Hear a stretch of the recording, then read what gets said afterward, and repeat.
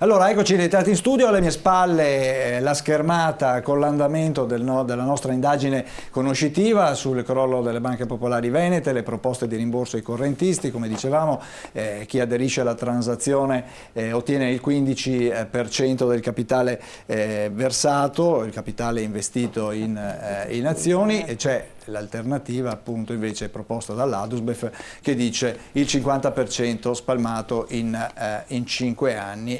Cosa scegliereste? Potete fare la vostra, potete appunto partecipare a questo sondaggio entrando nel nostro sito internet gruppotv7.com o sulle nostre pagine Facebook, la pagina Facebook di iReport e di TV7 Match. Allora, è uno dei temi sui quali si è discusso molto, anche quella delle responsabilità. Chi sono? Com'è che si è arrivati a questa situazione? Di chi è la responsabilità? È solo della banca? È colpa della crisi economica? Magari, anzi, è colpa di qualche imprenditore predatore che ha pensato bene di magari con qualche collusione riuscire a farsi dare i soldi dopo non ridarli indietro. L'abbiamo chiesto a Fulvio Cavallari, sempre dell'Adusbef, qual è secondo lui diciamo le responsabilità, di chi sono. Voglio essere provocatore a questo punto perché le cose vanno raccontate fino in fondo. È vero che c'è stata una grossa crisi e una bolla immobiliare non indifferente. È altrettanto vero che c'è stata una gestione, diciamo, allegra da parte dei responsabili della banca nell'erogazione di prestiti, finanziamenti e fidi. È vero che così facevano tutti, perché l'economia veneta fondamentalmente era fondata su questo. È altrettanto vero che è ora di finirla, perché adesso il conto, ahimè, lo stanno pagando 200.000 famiglie. Allora, a 200.000 famiglie noi dell'Adusbef diciamo, bene, è vero, c'è stata una gestione allegra da parte degli istituti di credito, ma c'è stato anche chi non ha restituito i quattrini. E secondo noi sarebbe giusto che chi non ha restituito i quattrini, con motivazioni di vario genere e natura, mettesse una mano un po' sul cuore e un po' sul portafogli. Sul tappeto diciamo che le prospettive sono tre.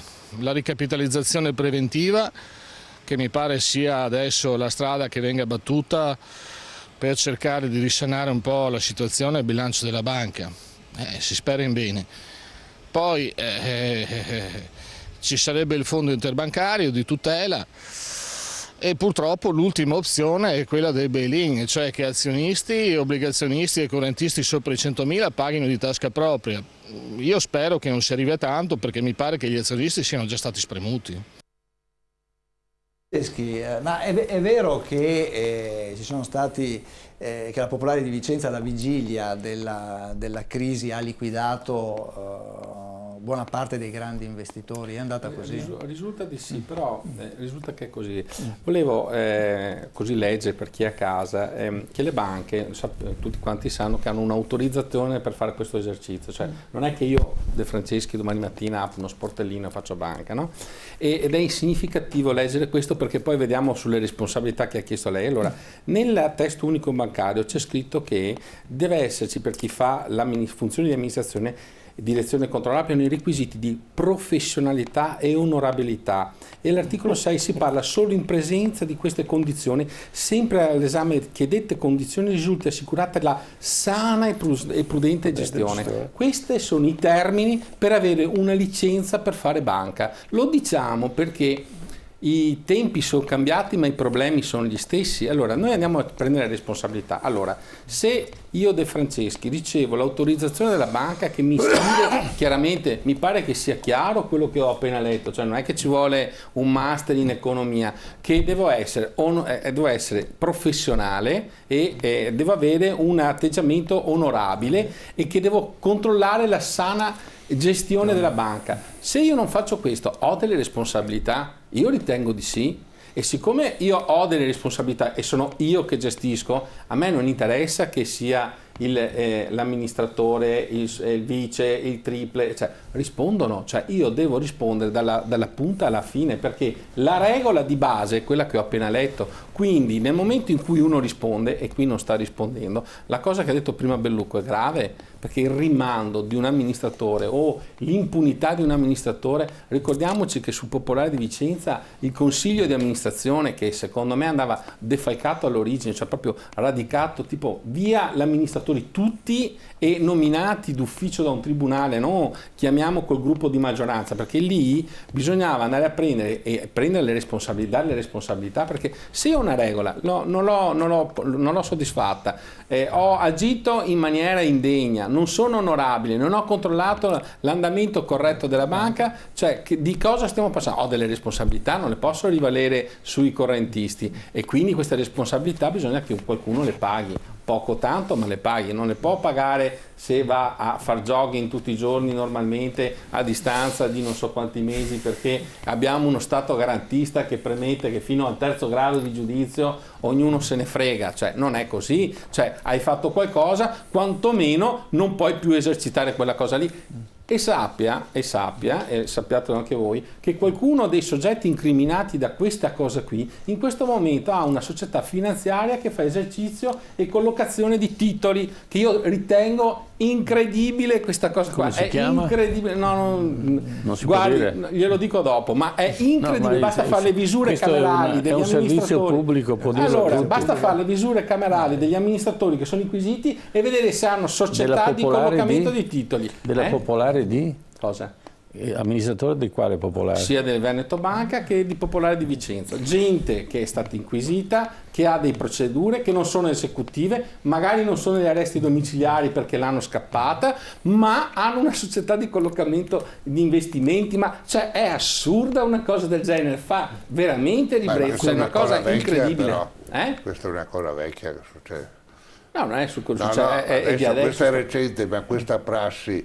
Ma non è possibile. Ma lei che è un avvocato, se qualcuno del suo ordine... Ascoltiamo. Pure è successo, potrei citare episodi di 20-30 anni fa, era già così.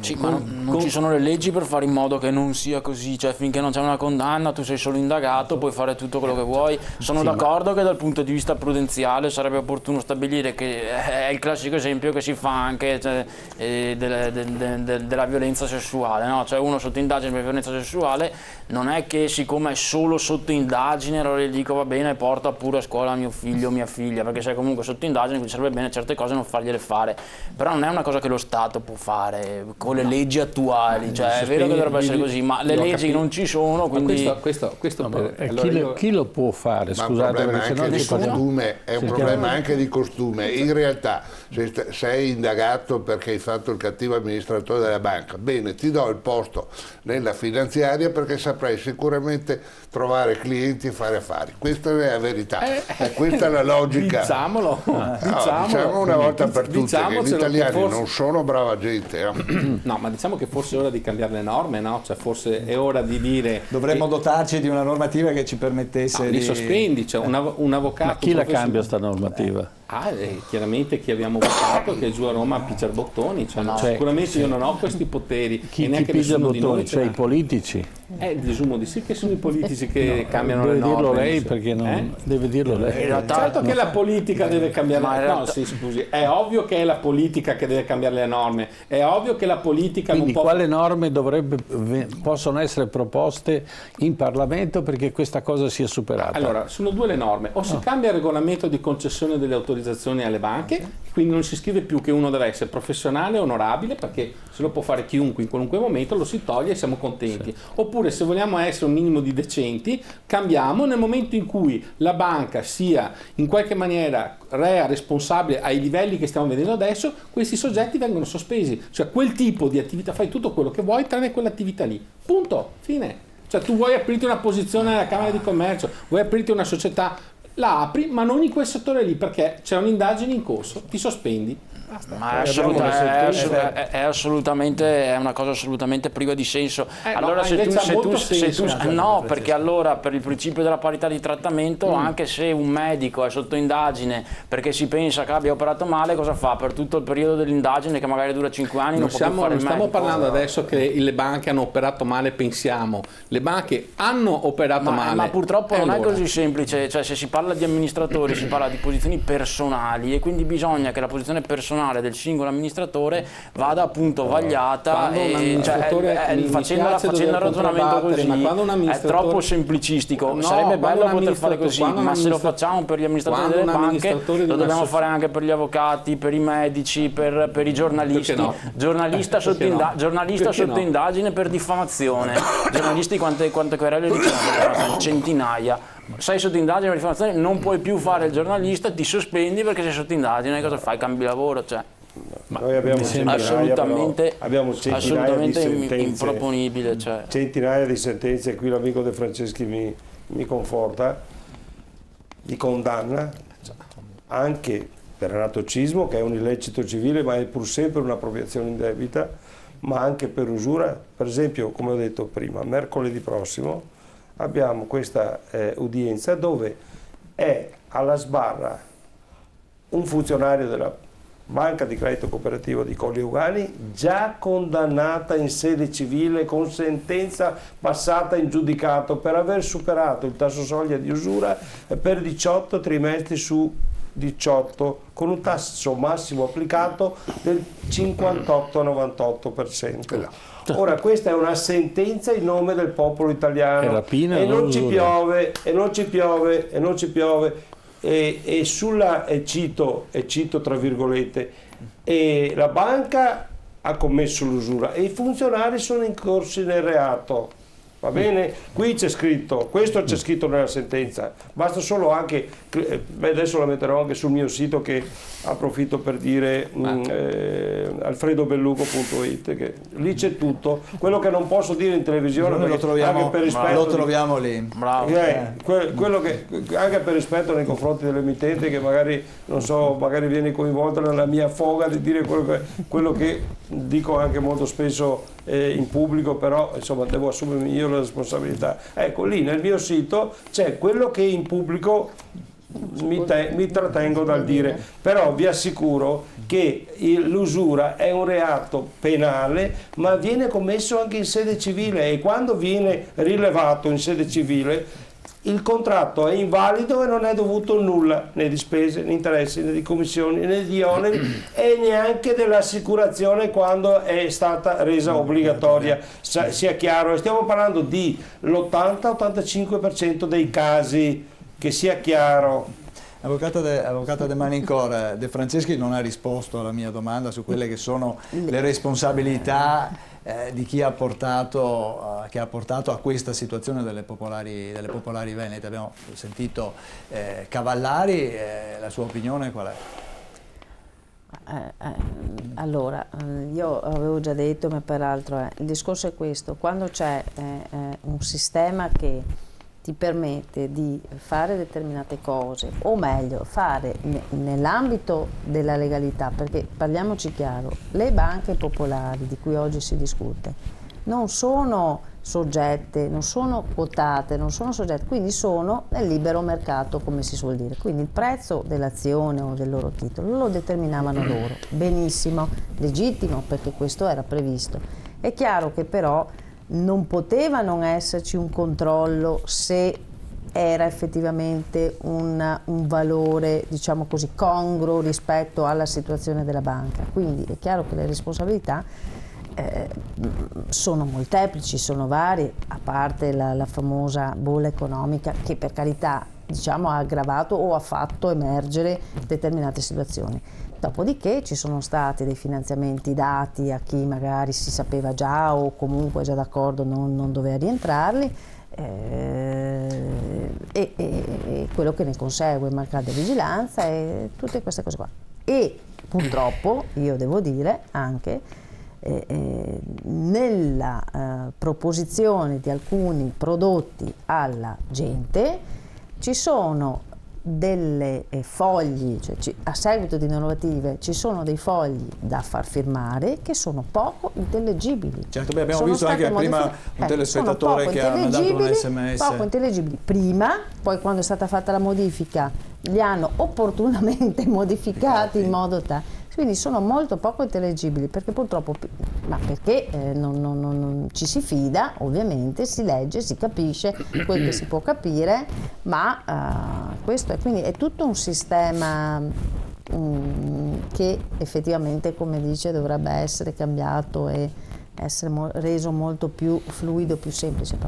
Certo, non sta a me capire come, se l'impunità. si può fare. Ecco, mentre però poi la situazione espone gli istituti di credito, i correntisti al rischio del bail-in. Ricordiamo ancora ai telespettatori che cos'è il bail-in. Ne abbiamo parlato ancora. Il bail-in è nel senso che se nel momento in cui la banca dovesse essere in default o comunque non è in grado di far fronte ai propri, parte dagli azionisti, gli obbligazionisti. Gli azionisti in questo caso qui hanno già dato. E può evidentemente non hanno più anche prendere, diciamo così, i correntisti che hanno sopra una certa soglia, che sono 100.000 euro, per tirarsi su, diciamo così. Per anche gli obbligazionisti, sì, no? Sì, dagli azionisti fino a... Fra un po' questa somma di 100.000, ricordiamolo, andrà abbassata. Sì. Ecco, questo è un altro punto. I 100.000 sono sicuri oppure dobbiamo... Da sopra i 100.000, come ha detto l'avvocato, sì. Però fra un po', tra un pochino, siccome l'Europa ci vuole molto bene, questa somma andrà abbassata a scaglioni a livelli più bassi e fino ad arrivare a 15.000, se non ricordo male. 15.000. Abbiamo chiesto anche all'onorevole, abbiamo chiesto anche al vice ministro Baretta. È un modo per far aprire più conti correnti su tante banche. Ma un sistema anche quello. Pochi però, dai, 15.000 Sentiamo come ha risposto sul rischio bail-in il vice ministro Baretta. Ma guardi, è un rischio perché diciamo se non combinano i fattori che abbiamo detto, cioè una solidità nell'adesione a questo passaggio, una possibilità che ci sia da parte di altri soggetti, non solo gli imprenditori locali, penso anche ad altri istituti bancari del territorio e non si tratta soltanto, e questo lo dico alle banche e anche alle più grandi, non si tratta soltanto di accaparrarsi i risparmiatori delusi che stanno uscendo da Veneto Banca e dalla Popolare, si tratta di sapere che questa transizione di conti correnti assume una responsabilità per chi li sta prendendo, e quindi è un invito anche agli istituti bancari di giocare sul territorio che resta ed è uno dei più importanti territori d'Europa. Quindi io penso che questa sia la prospettiva da rendere evidente. Senta, ecco queste allora le parole di Baretta. Il rischio c'è, dice, no? C'è, non è che lo esclude, sì. dice, però dice mettetevi, ritorniamo sulla questione dell'atto di responsabilità un po'. Diciamo che adesso la situazione è la seguente: le banche hanno fatto appunto richiesta al governo di poter accedere alla ricapitalizzazione precauzionale, che è sostanzialmente un meccanismo finalizzato proprio a scongiurare il bail-in.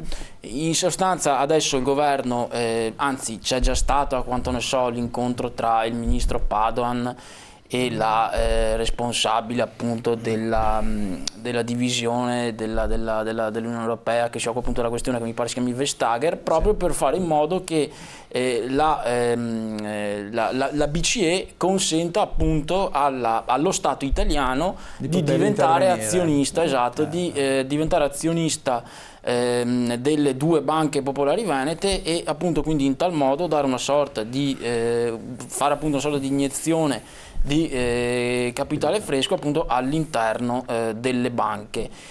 La BCE dovrà stabilire quanti sono i soldi che servono appunto alle due banche per poter fronteggiare appunto una situazione di rischio avverso, che poi sono i soldi che gli dovrebbero essere dati appunto dallo Stato e che verranno presi appunto dai 20 miliardi che sono stati stanziati con il salvabanche, esatto.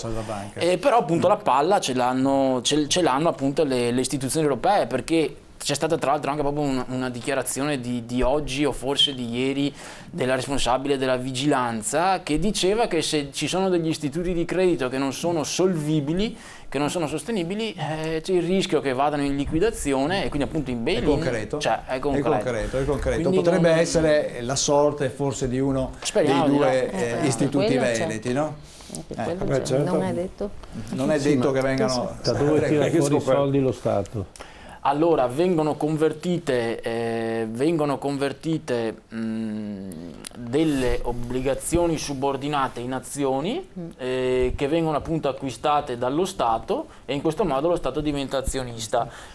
Il salvabanche prevede che... Scusi, se lo Stato c'è in fase fallimentare, dove prende i soldi? Beh, lo Stato un po' di soldi li trova sempre, insomma, No, magari con la rottamazione delle cartelle esattoriali. Siamo a rischio di commissariamento da parte dell'Europa, perché non siamo a tirare fuori 3 miliardi e mezzo.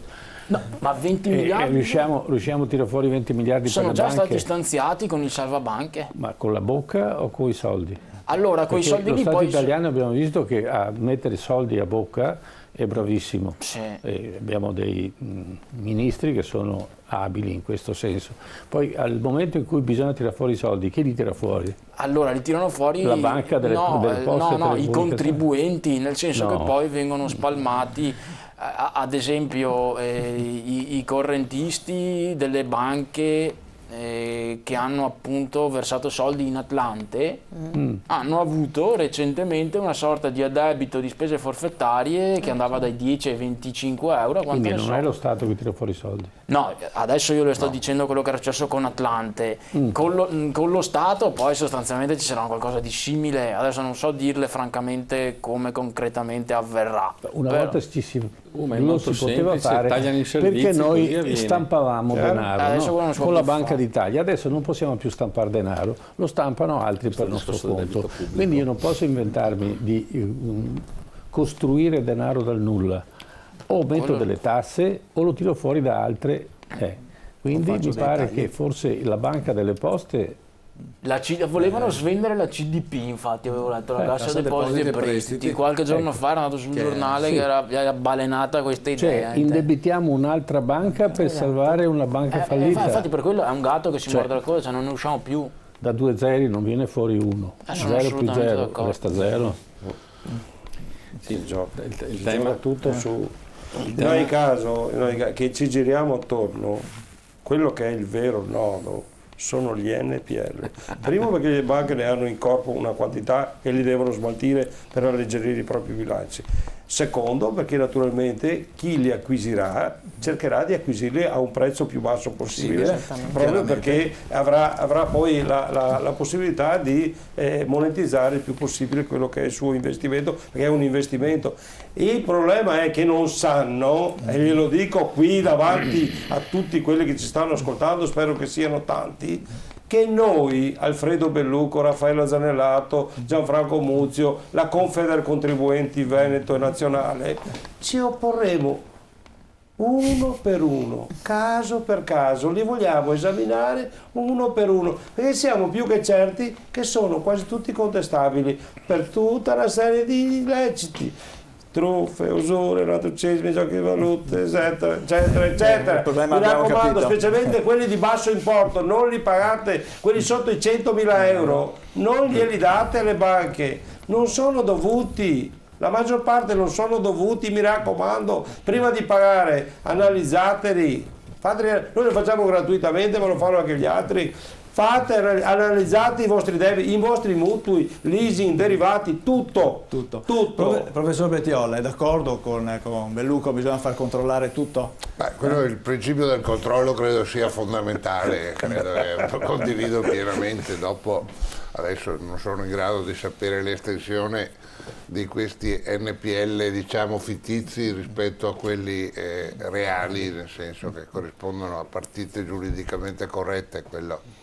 Però l'invito ai cittadini è di informarsi o di rivolgersi bisogna sempre informarsi, insomma, è inutile ormai nella vita, ciascuno tutti i giorni deve controllare, ma è importante anche controllare come si scende dal letto, figurarsi se non deve controllare il proprio estratto conto o via. C'è De Franceschi deve farle una domanda. No, ma io mi faccio sempre, Luco, ascolti la domanda, è interessante. Può un avvocato che difende un soggetto che ha una causa con una banca a sua volta avere il cliente, la banca stessa o una banca diversa?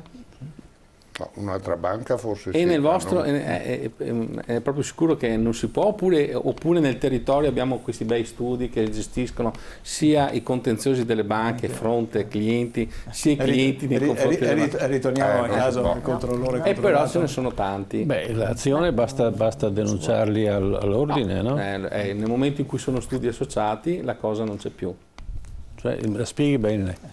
Nel momento in cui lo studio è associato, l'avvocato in quanto... non è proprio così, perché... No, me lo dica, no, che no, nel curioso. senso è una domanda, è una domanda, nel senso che, faccio un esempio, addirittura se una banalità, se uno dovesse fare la mediazione, le famose mediazioni e quant'altro, chi ha una mediazione con un cliente non potrebbe fare nemmeno la difesa contro quel cliente o per quel cliente, anche se è un avvocato all'interno dello stesso studio del mediatore. Quindi parto da questo presupposto che non penso che in uno studio associato c'è l'avvocato dello studio che assolutamente possa... incompatibilità. Non è che sia un reato, ovviamente, però può diventarlo, cioè, però, esatto, sicuramente c'è può diventare un infedele patrocinio quando c'è un ecco, senz'altro, però sicuramente c'è nell'ambito dove vivo io abito in provincia di Venezia, ci sono diversi studi locali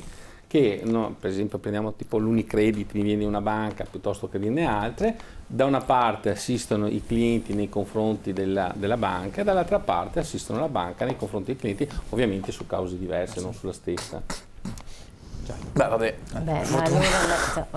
Ma però infatti secondo me lo stesso è assurdo. Appunto. Però carta canta, verba volant, cioè ce li ho i documenti. Eppure, e non è uno studio unico, ce ne sono più di qualcuno. Vabbè, insomma, la categoria degli avvocati in questo periodo da queste associazioni che si vogliono anche sostituire agli avvocati, insomma, sono già abbastanza. Guardi, io non mi sostituisco mai all'avvocato, tanto c'è chi parla di avvocoltoi. Certo, come no, ce ne sono di avvocoltoi, quanti ne vuoi, caro Moschini? Ce ne sono una quantità industriale di avvocoltoi. Sì, lo so, Alfredo. Io ho l'imprimatura di questa parola. Lo so, infatti. Ecco. Avvocoltoi, se tu clicchi, sai benissimo che sono il primo. Perché se devo dire la verità, in questa situazione qua ci sono anche altri soggetti che non sono avvocati. Quello che volevo dire, il problema è avvocato che io, come ho detto prima, venire a sapere su un contenzioso che vale circa 20 miliardi di euro, che ci sono studi di avvocati che chiedono parcelle che vanno dagli 8, parliamo di fasce dai 50.000 ai 250.000, quindi relativamente basse, dagli 8 ai 17.000 euro, più il 20% del recuperato, che poi tra l'altro è illecito in Italia. No, non più. Non è illecito, avvocato. Non è più illecito. Non è più illecito, va bene, comunque in ogni caso c'è sproporzione rispetto alla prestazione, va bene? Va bene. Questa si chiama usura reale in Italia. Usura reale. Se io chiedo se viene un idraulico a casa mia e mi chiede 5.000 euro per farmi, non so, un lavoretto in bagno, un lavoretto diciamo da un paio d'ore, 3 ore, perché magari è venuto il giorno di Ferragosto così, ecco, io glieli do, dopodiché gli faccio una bella denuncia per usura, non per truffa, usura, e questo vale anche per gli avvocati, ma sia chiaro. Sì, certo. Allora, dobbiamo fermarci un attimo per l'ultima pausa pubblicitaria, poi avremo ancora una ventina di minuti, abbiamo anche i telespettatori che giustamente vogliono intervenire, quindi a tra poco dopo la pubblicità.